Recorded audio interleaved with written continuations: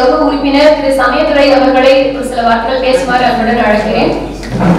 அனைவருக்கும் தமிழ் சார்ந்த மதிய வணக்கம். அன்றும் இன்றும் என்ற தலைப்பில் நதியை பற்றி இங்கே ஒரு அற்புதமான ஒரு படைப்பை கொடுத்திருக்கின்ற தோழிப்பேட்டை என்ற இந்த ஒரு அருமையான ஒரு டீம். இந்த இடத்தை பார்க்கும்போதே தெரியுது, நிரம்பி இருக்கிறது அந்த டீம் எல்லாம். அருமையான படைப்புகளை கொடுத்திருக்காங்க. ஏற்கனவே ஒரு படைப்புல முருகன் சொல்லக்கூடிய ஒரு தையல் இயந்திரத்தை வைத்து எடுத்திருந்தார்கள். இந்த திருப்பதை பற்றி சொல்ல வேண்டும் என்றால் இது ஒரு தையல் நகரம். நான் அந்த படைப்பை பார்த்தேன். இப்போது நொய்யலை தவிர்த்து திருப்பூரை பற்றி அல்ல, குங்கு மண்டலங்களை பற்றி நீங்க பேசவே முடியாது. நொய்யல் தான் இந்த மக்களுடைய வாழ்வாதாரமே. ஏன்னா நீரும் சேரும் சேர்ந்தால்தான் நமக்கு சோறு, நீரும் சேரும் சேர்ந்தால்தான் நமக்கு சோறு. அந்த நீரை கருவறையில் சுமப்பதுதான் இந்த ஆறு.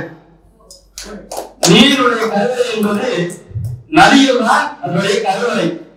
அந்த கருவறையை அழித்துவிட்டு எப்படி இந்த நீரை நாம் பாதுகாப்பது? இன்று தக்காளி சாப்பிடுகிறோம். தக்காளி சாப்பிடுகிறோமா என்று கேட்டால் தக்காளி அல்ல, தக்காளி மாதிரி.